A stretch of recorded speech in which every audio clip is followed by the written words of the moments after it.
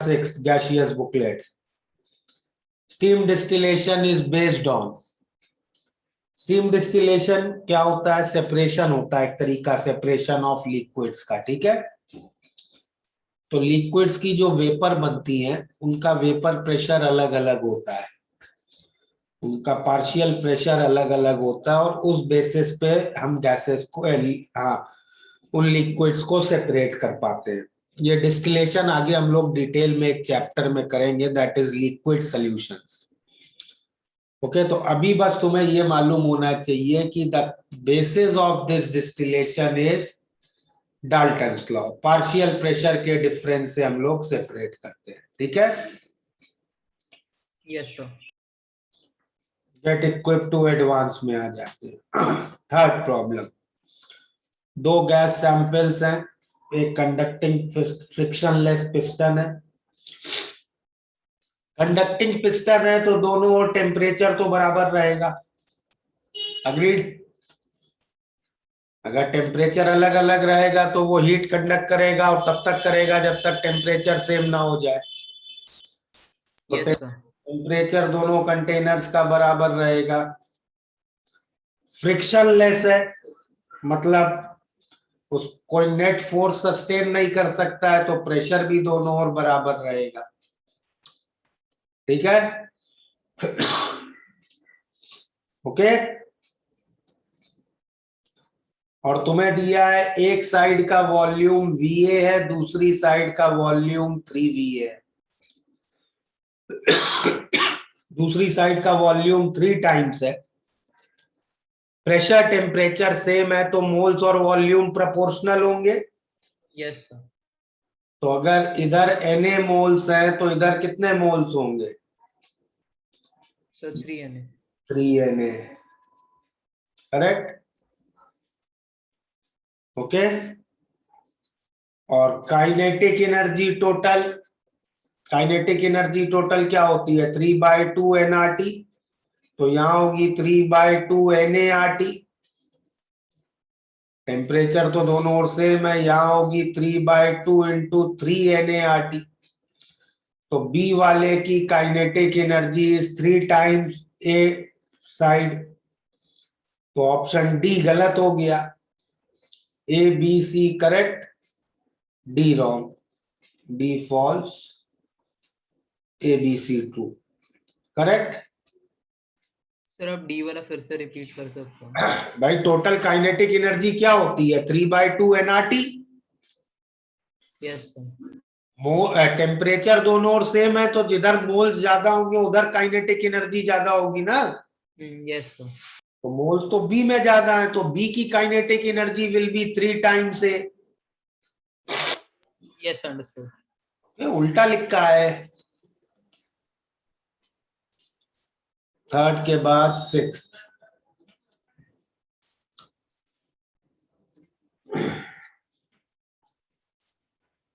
Quantitative determination of nitrogen. तो एक organic compound लिया 0.42 ग्राम, उससे नाइट्रोजन निकाली और उसको वाटर के ऊपर कलेक्ट किया, वॉल्यूम दिया और टोटल प्रेशर दिया है गैसेस का, और वाटर का वेपर प्रेशर 24। तो नाइट्रोजन का पार्शियल प्रेशर कितना होगा? टोटल प्रेशर कितना है? 860 माइनस वाटर का प्रेशर 24, तो कितना हो गया ये? 836 mm। तो नाइट्रोजन के मोल्स कितने आए? इसको 836 को तुम कन्वर्ट कर लो ATM में, वॉल्यूम लीटर में कर लो तो 1/110, R दिया है 0.08, टेम्परेचर 250। यहां से मोल्स आ जाएंगे नाइट्रोजन के, करेक्ट। यस। तो मास निकाल लो नाइट्रोजन का, मोल्स ऑफ नाइट्रोजन इनटू 28। मास आ गया तो परसेंटेज निकाल लो नाइट्रोजन का उस ऑर्गेनिक कंपाउंड में, जो मास आया upon mass of organic compound into 100।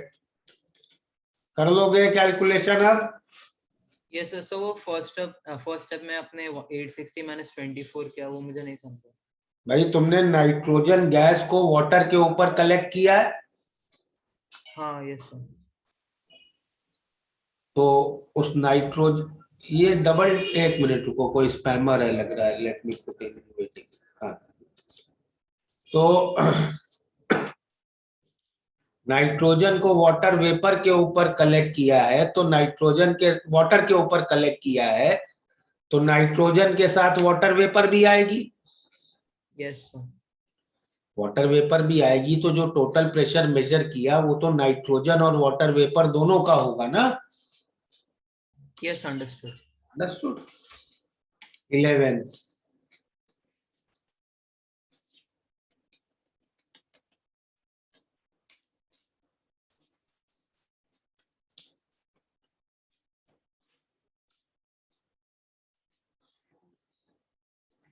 तो ये जो बल्ब है, बल्ब के ऊपर कौन कौन सी गैसेस होंगी? ऑक्सीजन है और वाटर लिक्विड है, तो वाटर वेपर भी होगी उसके ऊपर प्रेजेंट, करेक्ट? यस और नो? Yes sir. और उन गैसेस का टोटल प्रेशर मैनोमीटर से कितना दिख रहा है? 161 mm ऑफ Hg, और वाटर का वेपर प्रेशर 28 है, तो ऑक्सीजन का पार्शियल प्रेशर हो गया 161 माइनस 28, 133, करेक्ट? तो वॉल्यूम क्या होगा? nRT/V। मोल्स कितने हैं ऑक्सीजन के?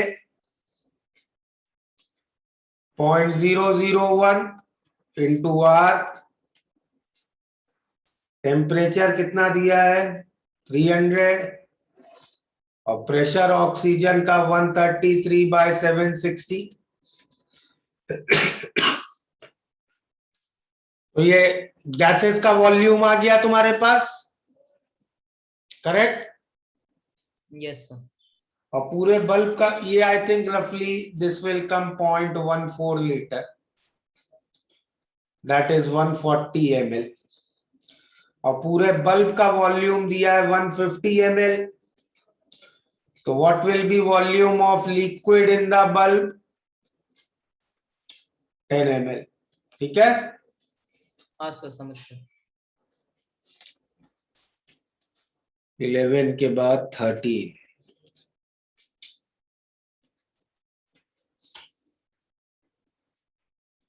मोलर मास निकालना है एक लिक्विड का। लिक्विड को वेपराइज किया, तो उसकी वेपर्स को कलेक्ट किया, वॉल्यूम दिया है, और होल है तो प्रेशर तो एटमॉस्फेरिक प्रेशर ही रहेगा। ठीक है? 743 टॉर, तो प्रेशर 743/760 ATM। वॉल्यूम गैसेस का है 115.3 ml, तो लीटर्स में 115/1000। फिर उसी गैस को जब कंडेंस किया तो लिक्विड का मास मिल रहा है 0.4429। तो जब वो सब्सटेंस गैसियस स्टेट में होगा तब भी मास तो उतना ही होगा।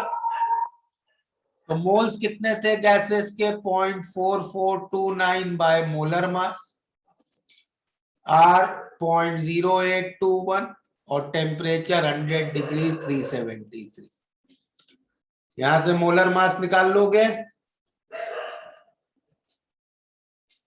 क्लियर?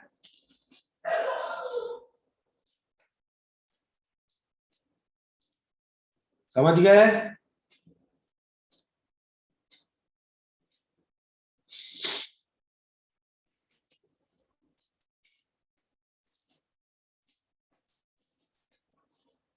सेवन 8 मल्टीपल में आ गए। मल्टीपल में और एक छोटा सा डाउट था, तो 6th क्वेश्चन का ऑप्शन बी नहीं समझ रहा था। प्लॉट 2, प्लॉट 2 बेटा किसी के लिए एप्लीकेबल नहीं होता है। प्लॉट 2 तो तब आएगा जब अट्रैक्टिव फोर्सेस हो, नीचे तभी जाता है, Z1 से कम तभी होता है, करेक्ट। Yes sir. लेकिन जब ए की डोमिनेंस होती है तब स्ट्रेट लाइन कर्व नहीं बनता, स्ट्रेट लाइन ग्राफ नहीं बनता है, कर्व बनता है, ठीक है। हाँ सर। सर वो 13 का अप्रोक्स 1.53 आ रहा है ना? क्या 13 का सर आंसर 1.53। यार, अब कैलकुलेशन तो मैंने नहीं की है, कैलकुलेशन करके देख लो, मैंने एक्सप्रेशन लिख दिया 13 का। सर हाँ बोलो। सर तो फिर जो 12th क्वेश्चन में सर जो बी वाला है सर वो भी एप्लीकेबल नहीं होएगा ना 12th क्वेश्चन कौन सा है? सर? मोर देन वन का एडवांस मोर देन 1 के 12th में, हाँ, ग्राफ भी किसी चीज के लिए एप्लीकेबल नहीं होता है। हाँ sir, thank you sir.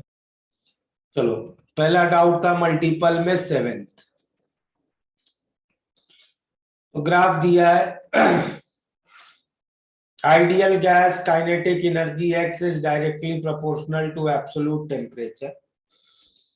T1 दिया है 273 केल्विन। दूसरे ग्राफ तो ए, हेवियर गैस जैसे करोगे ग्राफ पीछे जाता है, ऊपर जाता है, तो हेवियर गैस के लिए सेम टेम्परेचर में ए वाला ग्राफ हो सकता है, तो ऑप्शन ए ट्रू है। सेम गैस का टेम्परेचर बढ़ाओगे ग्राफ आगे जाता है, पीक नीचे जाती है, बी ऑप्शन भी ट्रू है।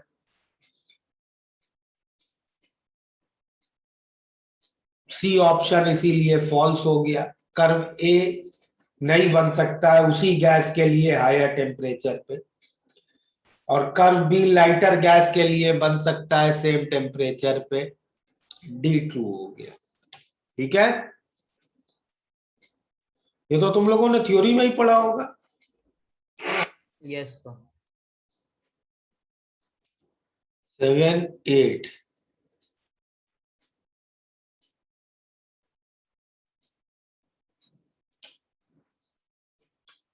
which are wrong for a van der Waal gas. Large A, high critical temperature. Critical temperature का फॉर्मूला क्या था? 8A/27 RB, correct. ए जितना ज्यादा होगा क्रिटिकल टेम्परेचर ज्यादा होगा, बी जितना ज्यादा होगा रिपल्सिव फोर्सेस उतने ज्यादा होंगे, गैस उतनी कम कंप्रेसिबल होगी, बी फॉल्स। जिस गैस का बी ज्यादा है उसका क्रिटिकल प्रेशर ज्यादा होगा। क्रिटिकल प्रेशर क्या था? A/27 B square. बी ज्यादा होगा तो क्रिटिकल प्रेशर कम होगा, सी फॉल्स। जिसका ए ज्यादा है उसमें अट्रैक्टिव फोर्सेस ज्यादा है, तो उस गैस को हम इजीली लिक्विड बना सकते हैं, D true. Clear? Yes sir. 7, 8 के बाद 12। 12th भी सिमिलर ही प्रॉब्लम है। गैस ए, स्मॉल ए 0, सही है। जब ए 0 होता है तो बी पे सिर्फ डिपेंड करता है, Z1 से ज्यादा होता है, और Z का प्रेशर पे डिपेंडेंस लीनियर होता है, A true. Option B false हो जाएगा, लीनियर नहीं होता है। Gas C is a typical real gas, A B दोनों 0 नहीं है, और minima of point of intersection से हम ए बी निकाल सकते हैं, ट्रू। हाई प्रेशर पे स्लोप पॉजिटिव होता है, हाई प्रेशर पे हर एक में Z1 से ज्यादा हो जाएगा, and Z will increase with pressure and hence slope will be positive. Okay? Sir हाँ बोलो सर को बी वाला ऑप्शन नहीं समझा। बेटा, जब B 0 है तो Z की वेरिएशन कुछ ऐसे होगी, 1 - A/RTV, करेक्ट? Yes sir. हाँ सर। तो ये जो ग्राफ बनाओगे ये कभी स्ट्रेट लाइन नहीं बन सकता है, ये गलत है। ये ग्राफ हमेशा एक ऐसा कर्व सा बनेगा। ओके हाँ सर समझा, हाँ हाँ सर।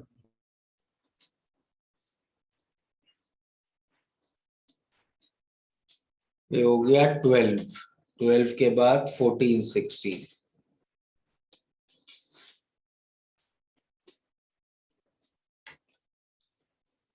14th प्रॉब्लम,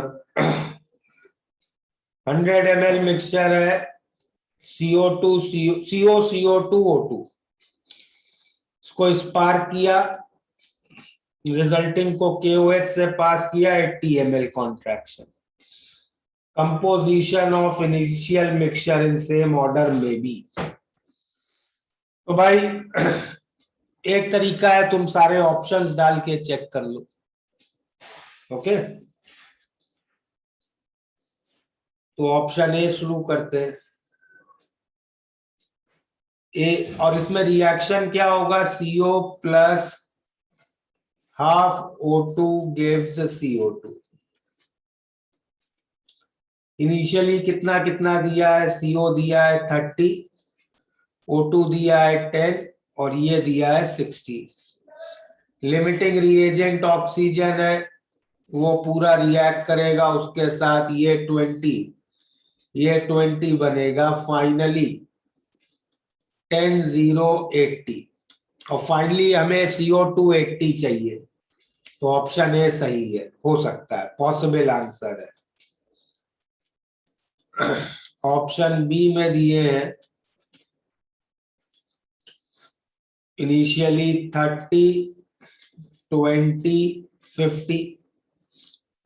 अब लिमिटिंग रिएजेंट कौन है, CO, तो 13 50 30 रिएक्ट करेगा, फाइनली 0 5 80। फाइनली CO2 80 है, हो सकता है, possible answer. Option C CO plus half O2 gives CO2। Initially क्या है 50 20 30। लिमिटिंग रिएजेंट ऑक्सीजन, तो फाइनली बचा 10 0 70, नहीं हो सकता है।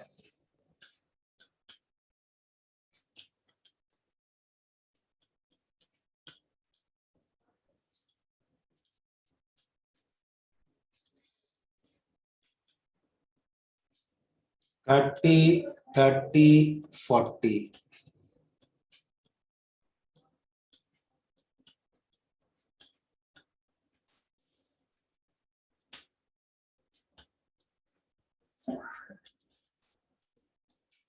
नहीं हो सकता है, ठीक है, समझ गया है? तो यही आंसर है क्या, ए और बी? हाँ, ए और बी हो सकते हैं, करेक्ट। Yes sir. 16th भी सेम, चारों ऑप्शंस चेक करने पड़ेंगे।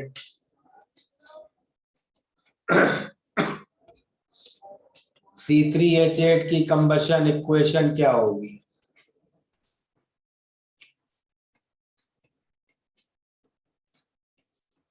ठीक है।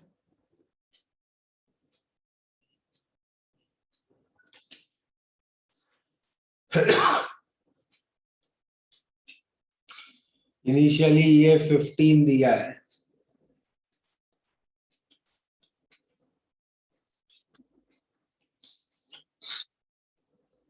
सर आपने वो माइनस डाला है क्या बीच में साइन, 3CO2 माइनस? तो लिमिट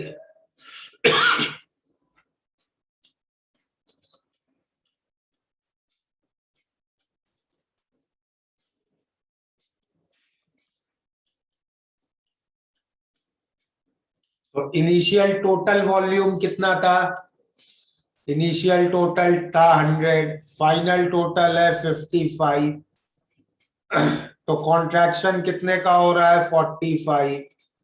एक आंसर हो सकता है, इस तरह बाकी के लिए चेक कर लोगे? बोलो, कर लोगे बाकी ऑप्शंस के लिए चेक?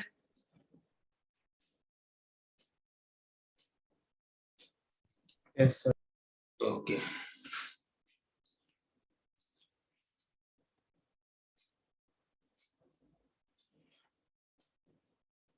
पैसेज 3 का 4th सर उसमें डाउट नहीं है, मैंने अभी चेक किया, मैंने कर लिया था। कर लिया था। फिर क्या है? पैसेज 5।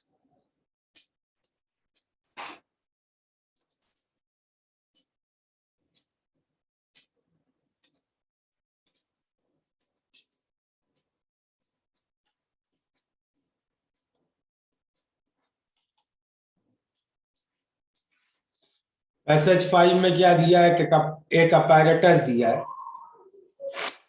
ठीक है, 3 बल्ब है, स्टॉप कॉक लगी है, एक बल्ब में 3 गैसेस हैं, पहले टोटल प्रेशर दिया है। तो पहले तो उसी बल्ब की इक्वेशन लिख लेते हैं। आइडियल गैस इक्वेशन क्या होगी? Moles of nitrogen gas plus moles of CO2 gas plus moles of H2O gas. This will be equal to, pressure दिया है 564, 564 by 760, वॉल्यूम दिया है 1 लीटर by 0.0821 इंटू टेम्परेचर है 298। ठीक है, ये क्वेश्चन क्लियर है? Yes sir. अब क्या किया? अब हमने ए और बी को कनेक्ट किया। बी में पहले से है वैक्यूम, जैसे ही ए और बी को कनेक्ट करोगे, ए से गैसेस फ्लो करने लगेगी बी में। अग्रीड? ए से गैसेस बी में फ्लो करेंगी, तो नाइट्रोजन गैस दोनों में होगी, CO2 गैस दोनों में होगी। इस बल्ब का टेम्परेचर था 298 केल्विन और दूसरे बल्ब का टेम्परेचर है 203 केल्विन। इस टेम्परेचर पे H2O तो गैस की तरह नहीं रह सकता है, ये क्लियर है? यस और नो? Yes sir. तो H2O तो इस कंडीशन में रहेगा सॉलिड, तो इस कंटेनर में H2O प्रेजेंट होगा सॉलिड के फॉर्म में। और H2O पहले कंटेनर से दूसरे कंटेनर में कब तक फ्लो करेगा? जब तक H2O का प्रेशर दोनों कंटेनर में सेम ना हो जाए। करेक्ट? यस और नो? Yes sir. और दूसरे कंटेनर में H2O सॉलिड है, मतलब H2O का प्रेशर तो दूसरे कंटेनर में हमेशा 0 है। अग्रीड? सर तो सारा H2O सॉलिडिफाई तो हो जाएगा। सारा H2O दूसरे कंटेनर में फ्लो के सॉलिड बन जाएगा, तो पहले कंटेनर में H2O नहीं बचेगा। ठीक है? Yes sir. तो फर्स्ट प्रॉब्लम का आंसर हो गया ऑप्शन ए। फर्स्ट का आंसर हो गया ए। और अब प्रेशर कितना दिया है? 219। कनेक्टेड वेसल्स हैं, अलग अलग टेम्परेचर है, तो टोटल मोल्स की इक्वेशन लिखते हैं। तो दोनों कंटेनर में मोल्स नाइट्रोजन प्लस CO2 के जो टोटल होंगे, पहले कंटेनर में टोटल मोल्स कितने होंगे? 219 by 760 into 1 by 298 R, plus दूसरे कंटेनर में मोल्स होंगे 219 by 760 into 1 by 203 r।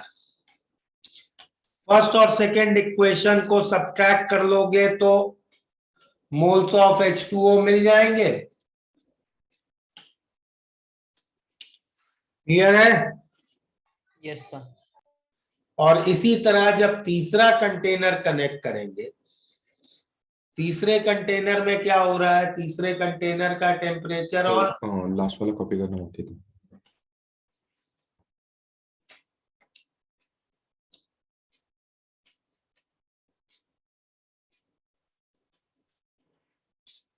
तीसरे कंटेनर का टेम्परेचर तो और भी कम है।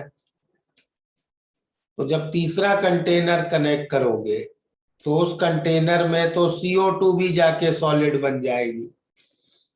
तो नाइट्रोजन गैस इस कनेक्शन के बाद तीनों कंटेनर में है। H2O तो दूसरे कंटेनर में सॉलिड बन चुका था, वो तो कहीं फ्लो ही नहीं कर पाएगा, और सारा CO2 तीसरे कंटेनर में जाके सॉलिड बन जाएगा। तो अब सिर्फ एक गैस बची है, नाइट्रोजन। करेक्ट? तो नाइट्रोजन अब प्रेशर कितना हो गया, 33.5। तो अब इक्वेशन लिख लो, moles of nitrogen is 33.5 by 760 into 1 by 298 r plus 33.5 by 760 into 1 by 203 r plus 33.5 by 760 into 1 by, तीसरे का टेम्परेचर कितना है 83 यार। तो यहां से मोल्स ऑफ नाइट्रोजन मिल जाएंगे, उसको सेकेंड इक्वेशन से सब्ट्रैक्ट कर देना, मोल्स ऑफ CO2 मिल जाएंगे। ठीक है? Yes sir. नोट कर लिया?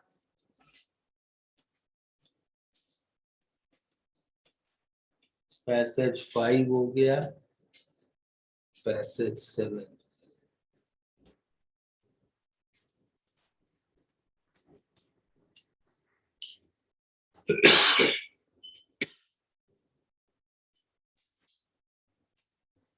पैसेज 7।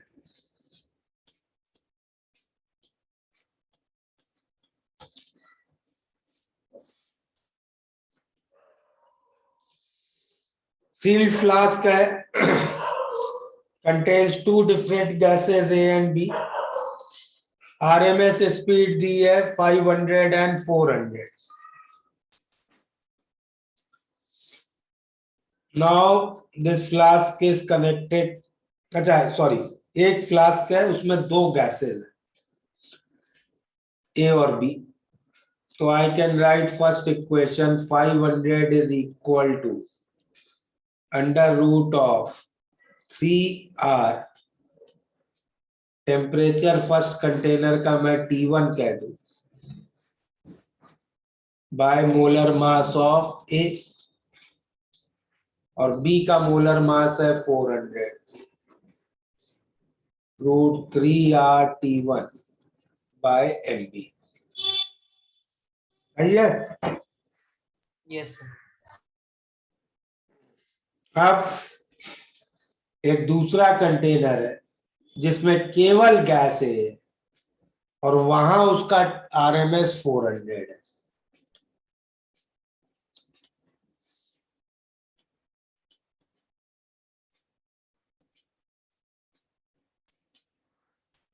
करेक्ट? तो इससे हम क्या क्या कंक्लूजन निकाल सकते हैं? एक कंक्लूजन तो निकल आया है इन इक्वेशन से कि T1 is greater than T2। सही है? अग्रीड? और दूसरा कंक्लूजन निकल आया, तो T1 ग्रेटर रहेगा क्योंकि 500 है ना उधर URMS में। अरे ये दोनों कंपेयर करो ना इक्वेशन। हाँ yes sir. T1 greater than T2 दिख रहा है ना, और इन दोनों को कंपेयर करो तो क्या दिख रहा है? MA less than MB. MA less than MB।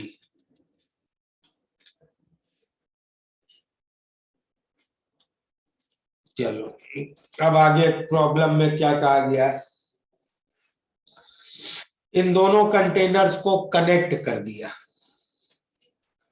इन दोनों कंटेनर्स को कनेक्ट कर दिया और गैसेस को मिक्स होने दिया। तो अब दोनों, Hello, sir. हाँ Actually, I had no network at my place, so I joined a bit late.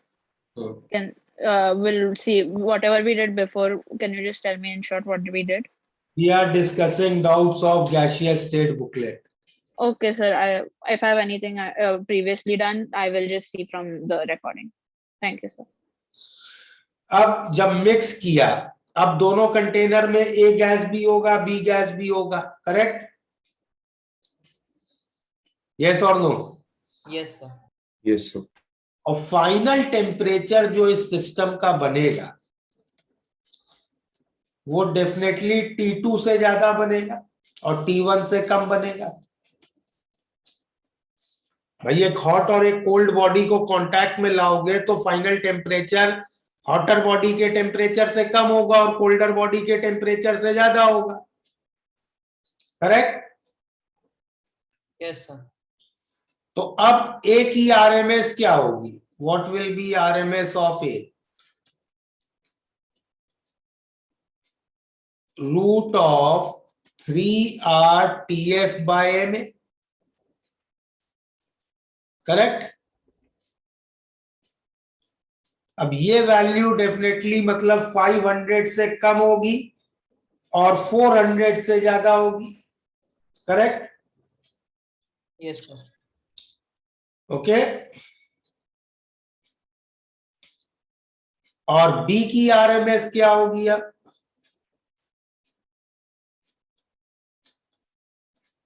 Root 3RTF bye MB। तो ये चीज 500 और 400 के बीच में, और ये चीज डेफिनेटली अब 400 से कम हो जाएगी, अग्रीड? Yes, sir. तो चलो ऑप्शंस चेक करते हैं। पहले क्वेश्चन में कंबाइंड सिस्टम में क्या बोल रहे हैं? A will be moving at RMS less than 500, but B, तो option A false, A false. RMS of A will increase, गलत, यहीं से गलत, B false. RMS of both of A and B will decrease below 400, false. A will decrease below 400, B will decrease below 4, D true. Correct? तो answer क्या हो गया इसका? Option D. Clear? Sir, amount of gas से URMS पे फर्क नहीं पड़ेगा ना? बिल्कुल नहीं। सेकेंड प्रॉब्लम,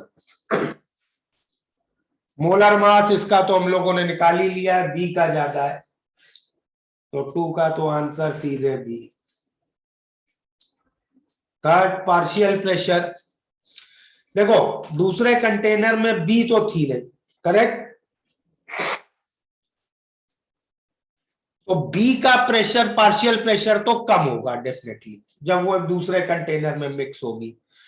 अब ए के पार्शियल प्रेशर पे क्या होगा ये हम लोग बोल नहीं सकते, क्योंकि ए दोनों कंटेनर में है और दोनों कंटेनर में स्टार्टिंग में कितने कितने मोल्स है, कंटेनर का वॉल्यूम क्या है, उसके अकॉर्डिंग डिसाइड होगा।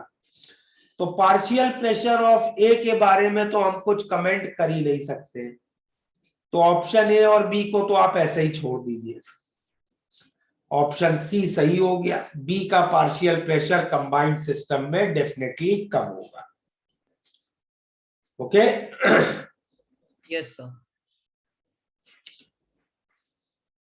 अब आ जाओ थर्मो की डीपीपीस पे। अब आते हैं सर, पैसेज 1 के फर्स्ट क्वेश्चन में भी डाउट है,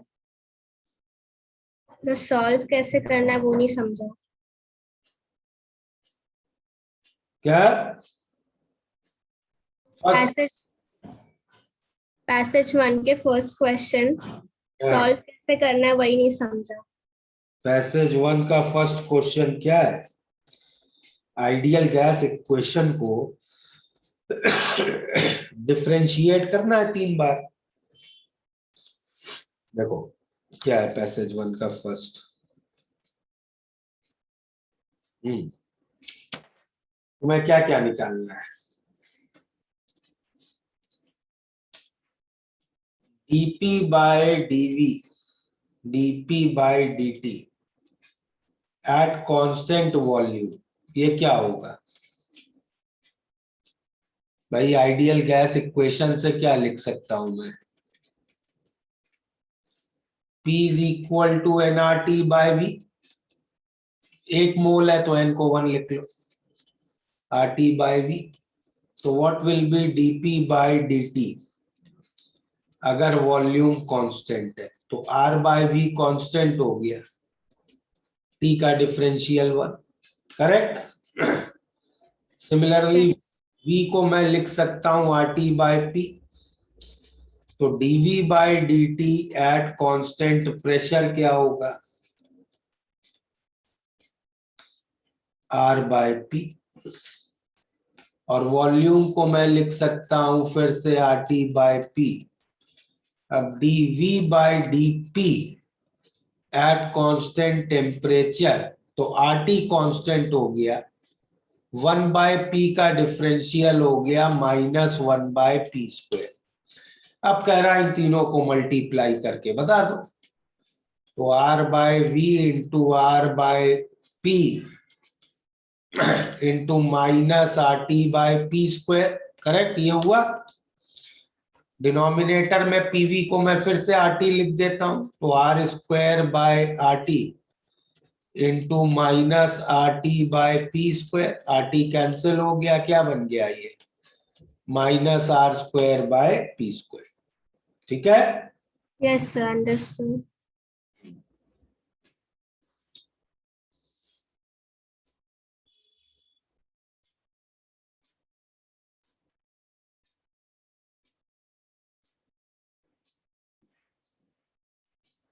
ओके, थर्मो DPPs में आए। DPP 45,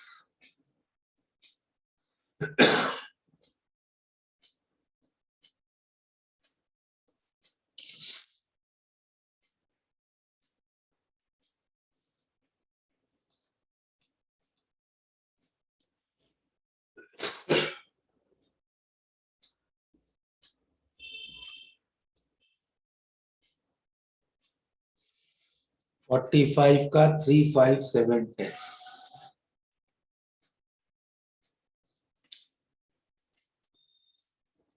सब मेन से भी डाउट है, मतलब विंडो विंडो वाले में। अब चलो जो जो पहले लिखे हैं वो खत्म करते हैं। हाँ, DPP 45 का third problem.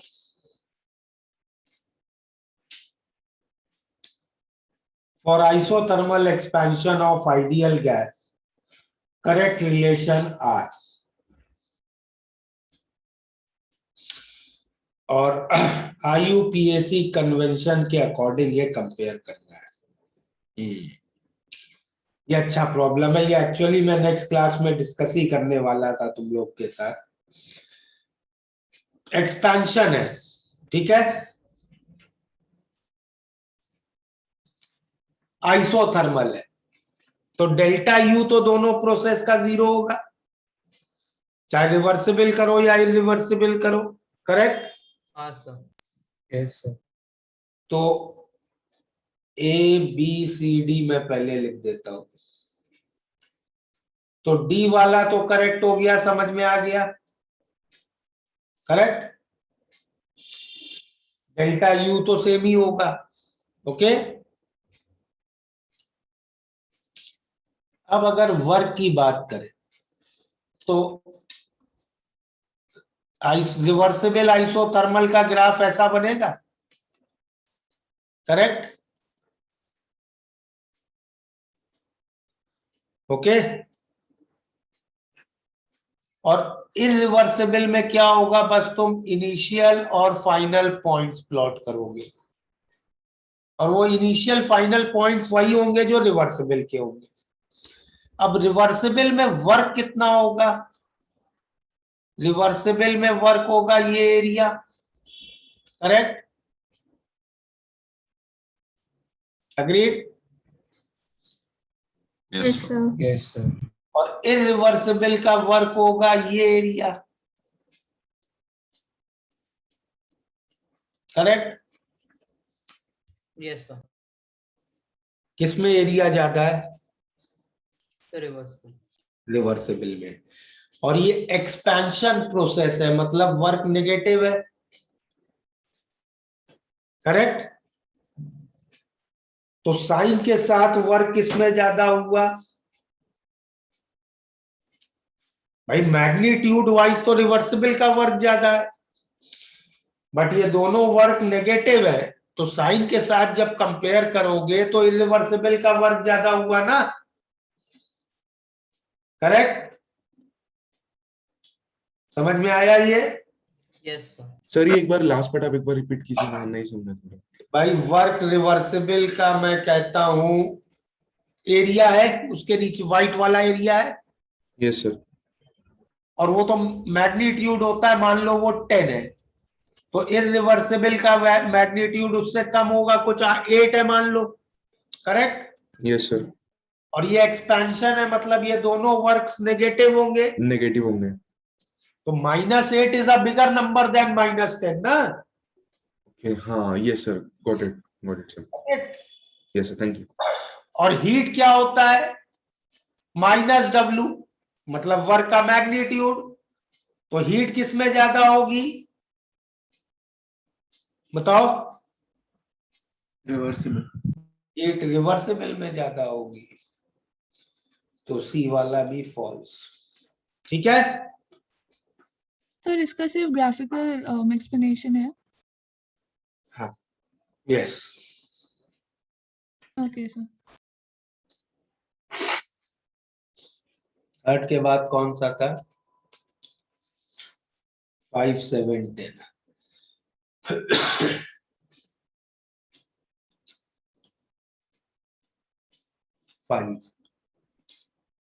When a system is taken from A to B along a path ACB, ठीक है, एक पाथ बनाया ACB, तो पाथ ACB में क्या हो रहा है, 100 joule heat is flows into system, मतलब Q is +100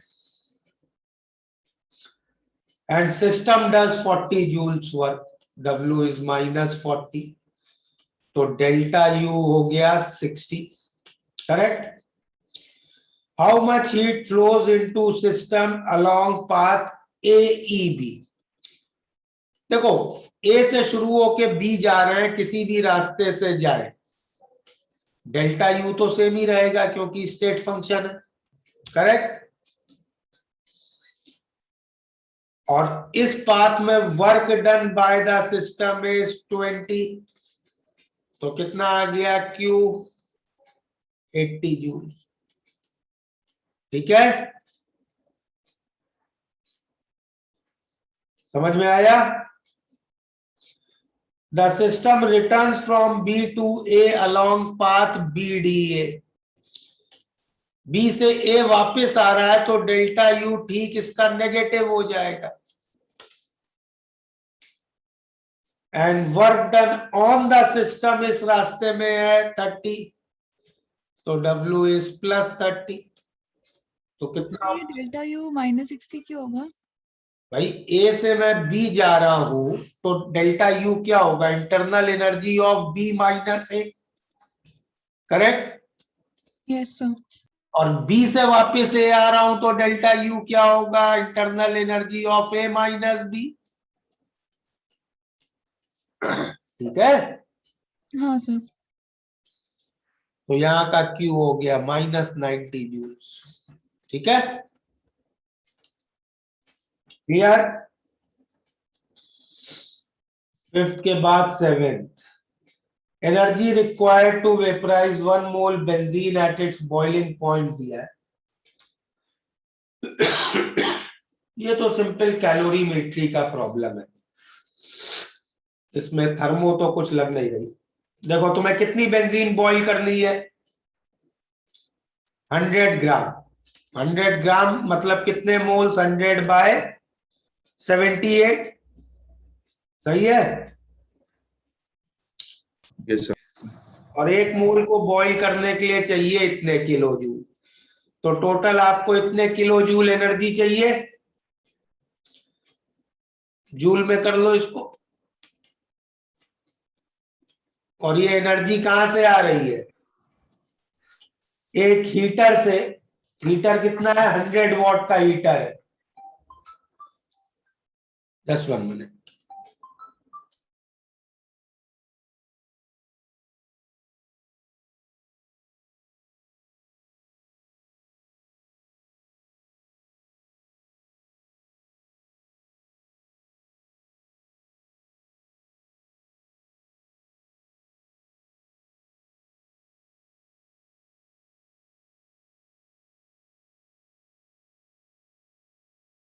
हाँ, ये आ रहा है हीटर से, करेक्ट। हीटर है 100 वॉट का। 100 वॉट मतलब 100 जूल्स पर सेकेंड। ओके, तो कितने सेकेंड चलाना पड़ेगा ये heater, 100 into T. Clear? Yes, sir. और the 10th problem is DPP में।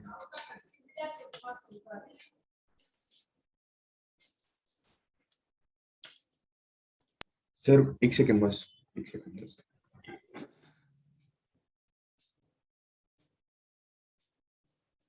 Done sir, thank you.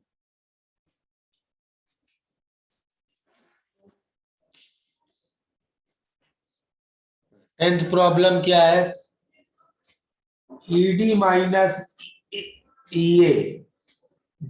अच्छा, पैसेज है पूरा, ठीक है, ग्राफ बनाया है, चलो तो बाद में देख लेंगे।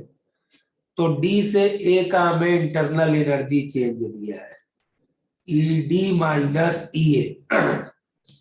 मतलब ए से अगर मैं डी में जा रहा हूं, ये दिया है -40। तो हमसे पूछा है heat of process AD and DB respectively. PV graph दिया है। Heat of path AD, AD मतलब ए से डी में गए। ए से डी कांस्टेंट वॉल्यूम है और डी कांस्टेंट प्रेशर, और डी से बी कांस्टेंट वॉल्यूम। तो यहां तो वर्क है 0, ठीक है। और ए से डी यहां का डेल्टा यू दिया है -40। ओके। अच्छा, और ऊपर कुछ इंफॉर्मेशन दी है। ए से बी गया है अलोंग पाथ एसीबी, 80 जूल उस समय फ्लो कर रही है इनटू सिस्टम। तो एसीबी पाथ के लिए Q है +80 and system does 30 joules of work. तो W है -30, तो इस पूरे प्रोसेस का डेल्टा U हो गया 50। मतलब internal energy of B minus A है 50, ठीक है। ओके,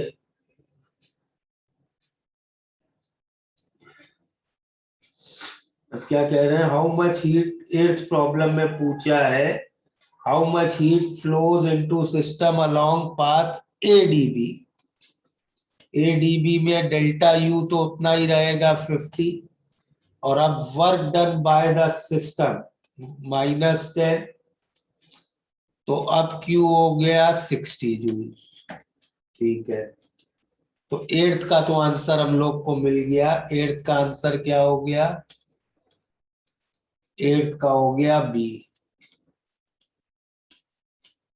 9th में क्या आगे बताया, System is returned from B to A along curve path. Work done is 20. चलो इसकी वैसे हमें इसमें तो अब जरूरत नहीं पड़ेगी, लेकिन चलो अगर चाहिए तो 9th आ गया था ना, 9 छोड़ो, 10th में क्या करना पड़ेगा, ईडी माइनस ई दिया है। हाँ तो यहां से अब चलो ईडी माइनस ईबी प्लस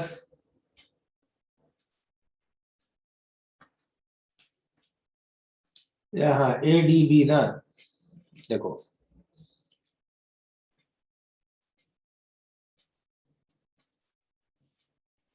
हमें ये मालूम है एडीबी पाथ का टोटल डेल्टा यू 50 है, एडी पाथ का डेल्टा यू आया है हमें -40, तो इस पाथ का डेल्टा यू ए से डी का, यार टाइपिंग मिस्टेक है थोड़ी, मैं बताऊं, ये +40 होना चाहिए।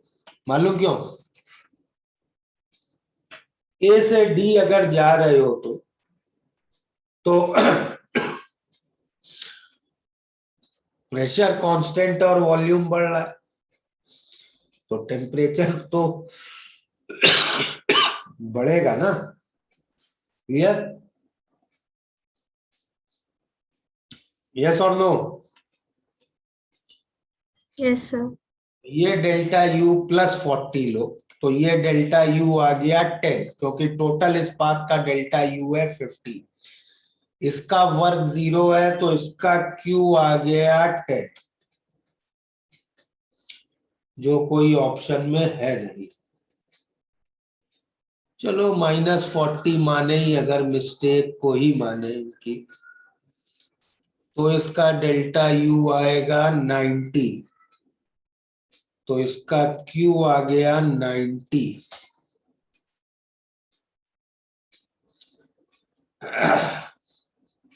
सर बोला नहीं है ना आइडियल गैस है। आइडियल गैस है या नहीं है तो हम उसका तो हम कहीं यूज ही नहीं कर रहे ना, हम तो सिर्फ फर्स्ट लॉ लगा रहे हैं, हम तो सिर्फ फर्स्ट लॉ लगा रहे हैं ना बेटा। सर आपने बोला ना वॉल्यूम डिक्रीज हो रहा है तो टेम्परेचर भी डिक्रीज होना चाहिए क्योंकि प्रेशर कांस्टेंट है। बेटा तो यार रियल गैस में भी तुम ऐसा कभी नहीं होगा कि वॉल्यूम बढ़ाओगे और टेम्परेचर कम हो जाए, ठीक है?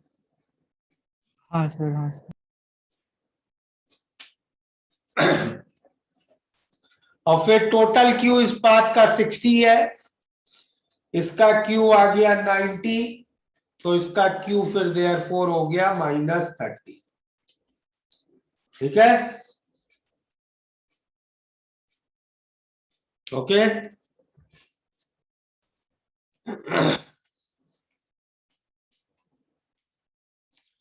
डीपीपी 45 हो गया, 46 48 4689, डीपीपी 46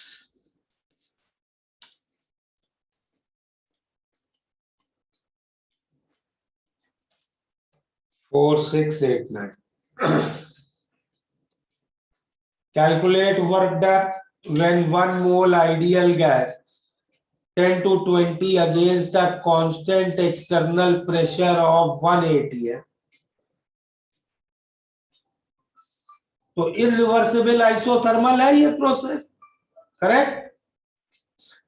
टेम्परेचर फिक्स है और एक्सटर्नल प्रेशर फिक्स है, तो irreversible isothermal. Work will be -P external into VF minus VI. Clear? External pressure है 1 atm का, फाइनल वॉल्यूम है 20 लीटर, इनिशियल वॉल्यूम 10 लीटर, तो -10 लीटर एटीएम।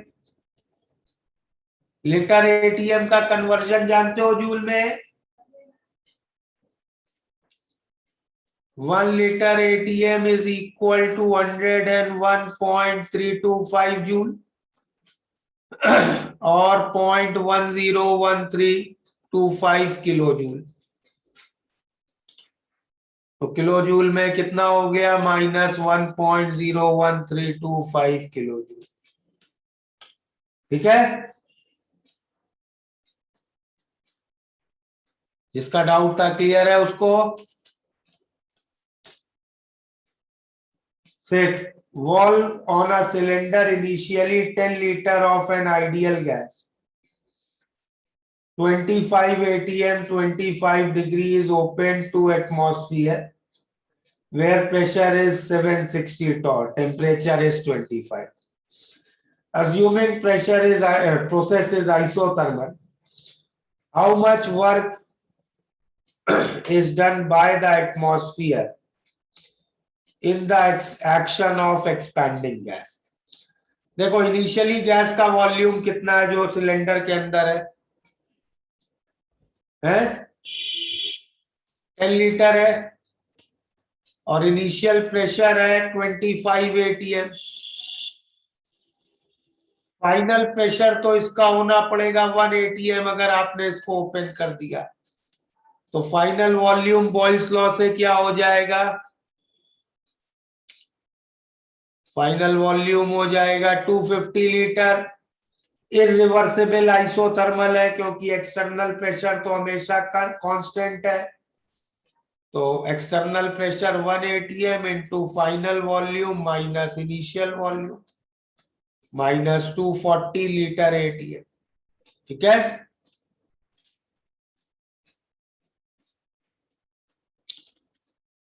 इसके बाद क्या थे? 8 9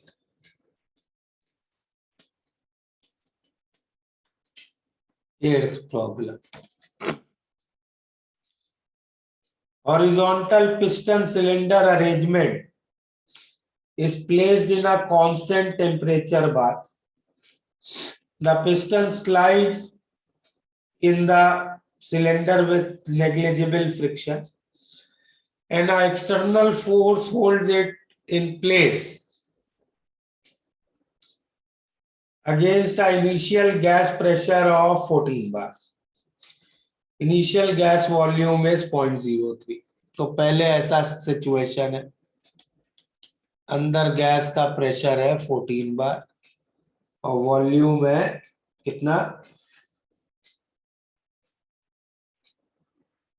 लीटर में कर लो तो 30 litre. External force is reduced gradually, मतलब रिवर्सिबल प्रोसेस कर रहे हैं, allowing the gas to expand until its volume doubles. तो 60 लीटर हो गया volume. Calculate work done by gas in moving the external force. ठीक है, और how much work would have been done if same expansion is carried out by removing a part of external force suddenly? Calculate the efficiency of this process. ठीक है,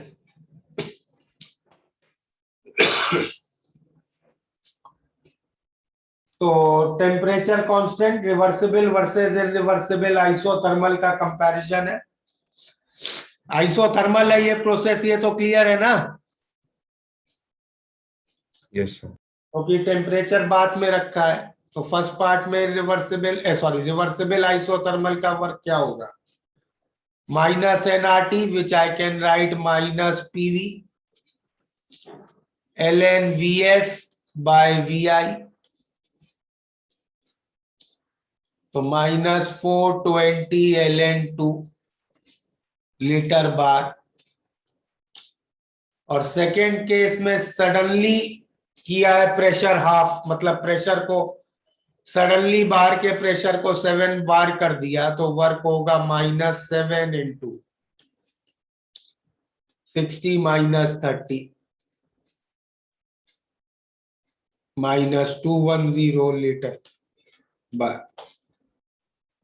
ठीक है, Yes, sir.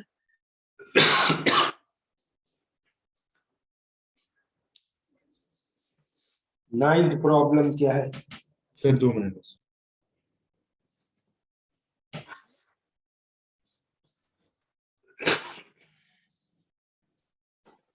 Thank you. Sir litre बार की जगह बार metre cube में लिखा है तो चलेगा? हाँ चलेगा, वैसे लीटर बार में लिखो, लीटर बार का भी कन्वर्जन याद रखो, 1 लीटर बार इज 100 जूल और 0.1 किलो जूल, ठीक है? हाँ सर।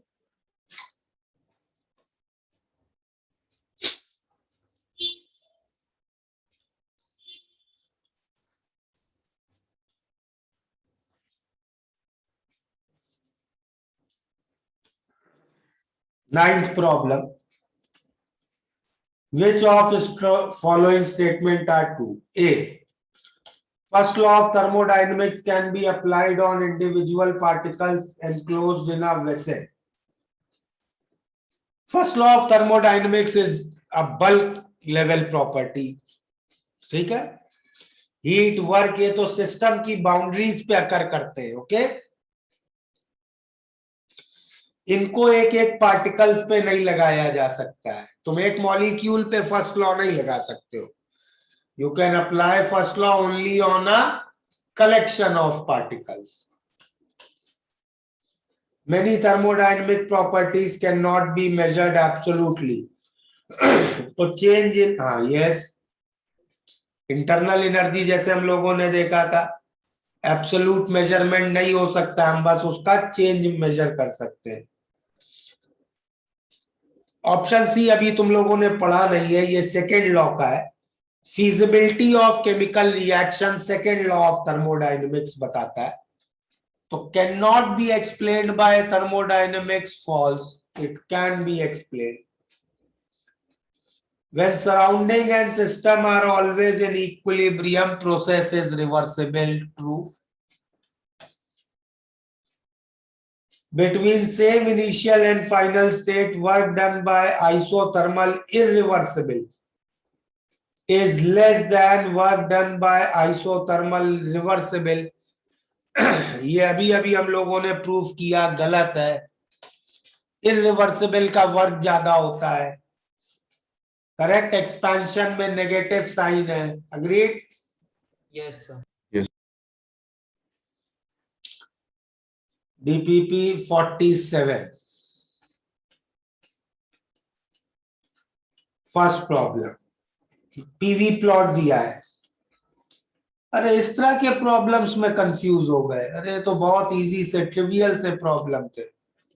देखो ये पीवी ग्राफ दिया है किसी भी प्रोसेस का, आइडियल गैस पे, तुम्हें एंथैल्पी के बारे में कमेंट करना है। अब देखो यहां पे प्रेशर बढ़ रहा है, वॉल्यूम भी बढ़ रहा है, करेक्ट? यस और no? Yes sir.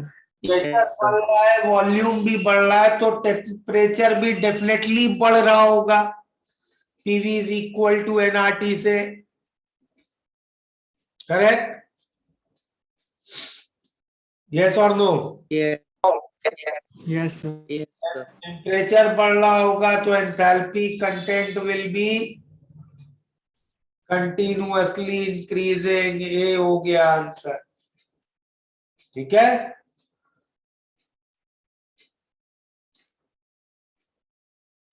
Second problem कर सकते हो भाई, पीवी इज एनआरटी होता है आइडियल गैस के लिए। इस ग्राफ में एक्स कोऑर्डिनेट कंटिन्यूअसली बढ़ रहा है, ये दिख रहा है। Yes sir. वाई कोऑर्डिनेट भी कंटिन्यूअसली बढ़ रहा है। सर ये वाई कोऑर्डिनेट है, ये एक्स कोऑर्डिनेट है, ये दोनों बढ़ रहे हैं, तो टेम्परेचर तो कंटिन्यूअसली बढ़ रहा होगा ना। हाँ सर। अगर टेम्परेचर बढ़ रहा होगा तो एंथैल्पी भी डेफिनेटली कंटिन्यूअसली बढ़ रही होगी, ठीक है? हाँ sir. Okay, second problem. Second problem में ऐसा ग्राफ दिया है, P versus T। Again temperature तो कंटिन्यूअसली बढ़ रहा है, अच्छा, अभी तुम्हें वर्क और डेल्टा एच के साइन बताने हैं। ए से बी गया है, ये ए से बी गया है। ए से बी का टेम्परेचर ए से ज्यादा है, करेक्ट? Yes sir. तो बी की एंथैल्पी ए से ज्यादा होगी, करेक्ट? तो डेल्टा एच क्या होगा इसका? डेफिनेटली पॉजिटिव, ठीक है? यस और नो? और अगर अगर तुम पॉइंट ए बी को देखो तो प्रेशर ऑलमोस्ट बराबर दिख रहा है, ठीक है? Yes sir. प्रेशर ऑलमोस्ट बराबर है और टेम्परेचर बढ़ गया है, तो वॉल्यूम भी बढ़ गया होगा। Yes sir.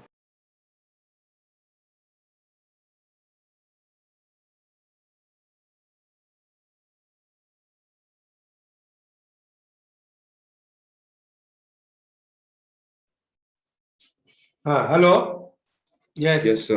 हाँ, तो प्रेशर ऑलमोस्ट कांस्टेंट है और टेम्परेचर बढ़ रहा है, सही है? Yes, sir. Yes, sir. Temperature बढ़ गया है तो वॉल्यूम भी बढ़ गया है। वॉल्यूम बढ़ा है तो एक्सपेंशन प्रोसेस है, एक्सपेंशन प्रोसेस मतलब वर्क इज नेगेटिव, ठीक है? सर ये फिर से बता सकते हो आप? I am saying pressure of A is almost equal to pressure of B. Agreed? Yes sir. And temperature of B is greater than temperature of A. Yes sir. So this implies volume of B will be greater than volume of A. Yes sir, got it. So it is an expansion process और expansion process में work is negative.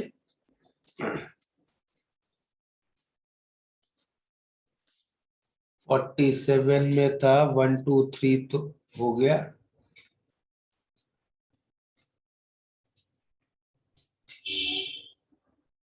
Five और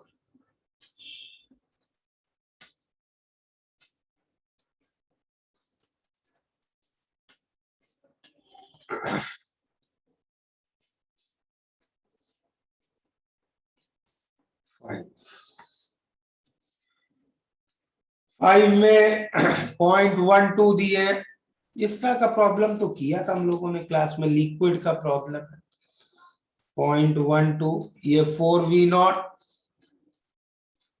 V0 2P0 P0 liquid है जिसपे adiabatic piston है, 1 से 2 suddenly ले आए, मतलब इरिवर्सिबल एडियाबैटिक प्रोसेस कर दिया, 1 से 2 आ गए, रेस्ट आ गया 0.2 पे, मतलब एक्सटर्नल प्रेशर P0 है। एंथैल्पी चेंज निकालना है तो वर्क कितना हो जाएगा, ये एरिया माइनस साइन के साथ वर्क हो गया P0 into 4V0 minus V0 minus 3P0 V0, ये वर्क हो गया। एडियाबैटिक है, Q0 हो गया, तो delta U is Q plus W और फिर delta H will be delta U plus PF VF minus PI VI minus 3P0 V0। PF VF कितना हो गया, 4P0 V0 और PI VI कितना हो गया, 2P0 V0। तो डेल्टा H आ गया माइनस P0 V0, ठीक है? Yes sir. BPP 48। सर आप फोर्थ भी कर सकते हो। फोर्थ वाला क्या है? रियल गैस है, ठीक है, स्टेट 1 से स्टेट 2 जा रहा है,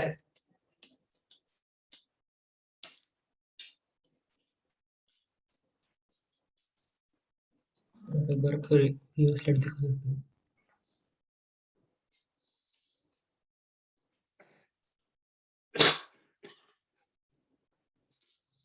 और तैयारी कर देते हैं, छोटा सा ही तो है।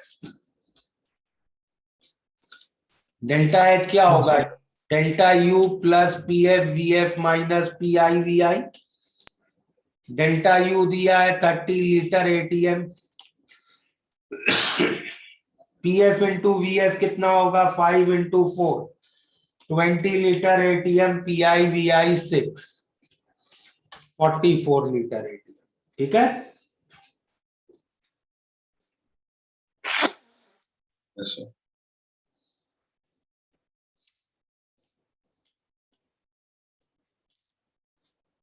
फोर्टी एट का 2 3 4 सर इसमें थर्ड भी थर्ड लिखा है ना इसमें? नहीं सर 47 में 47 का third. Q W delta U delta H for process A B C D monoatomic gas. A B कैसा प्रोसेस है? आइसोबारिक है, करेक्ट? यस सर वर्क होगा minus P naught into 2 V naught minus V naught minus P naught V naught. ठीक है, और delta U हो जाएगा एन, मोल्स दिए हैं? नहीं दिए हैं, चलो अभी छोड़ो। N C V 3/2 R T F minus T I. Just 1 minute.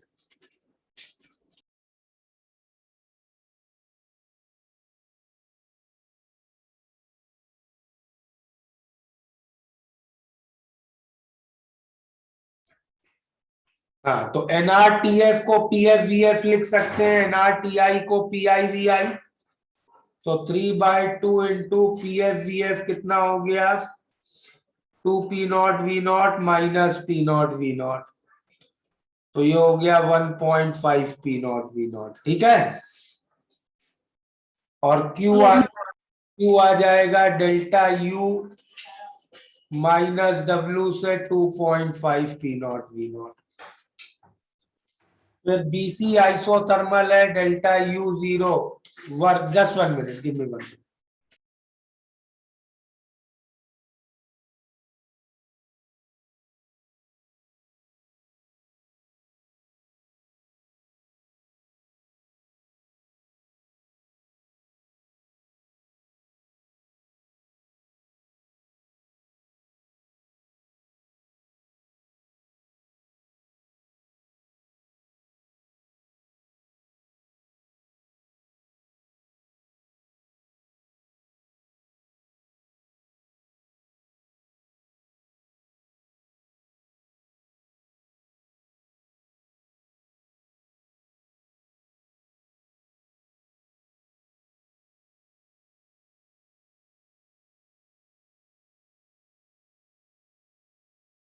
Yes, तो वर्क क्या हो जाएगा? Minus NRT.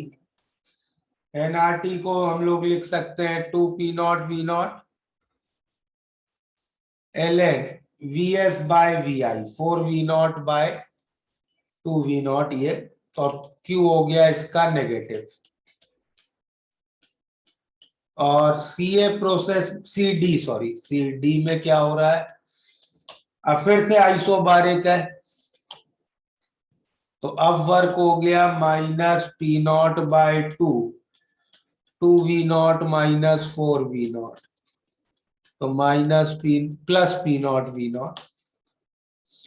और डेल्टा यू हो गया similarly 3/2 P F V F हो गया P naught V naught minus P I V I हो गया 2 पी नॉट वी नॉट, तो minus 1.5 P naught V not.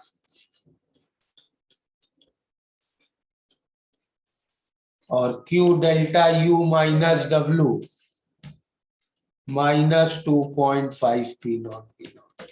अब इन तीनों को ऐड कर दोगे, आ जाएंगे फाइनल आंसर्स। ठीक है, यस सर चलो डीपीपी 48 नेक्स्ट क्लास में करेंगे। Okay, Yes, sir. Thank you, sir. चलो bye everybody. Sir bye, thank you sir, bye. Sir मुझे व्हाट्सएप ग्रुप में ऐड कर दो ना। Who is this? समृद्धि। सम- Okay, I will add. Sir sir, I had a doubt. मुझे भी add करना है। और कौन है? सर वंश। सर मैं भी थरवा। तीनों लोग अभी जस्ट अभी मुझे मैसेज करना, ठीक है? Okay sir. Okay okay sir. Sir हाँ सर एक छोटा सा डाउट था। मुझे कैलकुलेशन में बहुत प्रॉब्लम्स आ रही हैं, जैसे 2^2/3 ऐसी छोटी छोटी कैलकुलेशंस होती है ना, इसमें मुझे डिफिकल्टीज हो रही हैं। तो आप what should I do in this case? भाई आई विल से थोड़ा कैलकुलेटर यूज करो और थोड़ा अवॉइड करो, मतलब टाइम भी बहुत वेस्ट मत करो, बट ट्राई टू, मतलब जैसे एक बार 2-3 बार यूज किया तो आइडिया लगेगा ना कि भाई ये नंबर ऑलमोस्ट इतना होता है। तो for next few problems try to avoid calculator and make intelligent approximations there. Okay okay sir, I try that. Thank you sir, bye sir. Bye sir, thank you sir. चलो sir. buddy. Thank you, sir. Thank you sir, bye sir.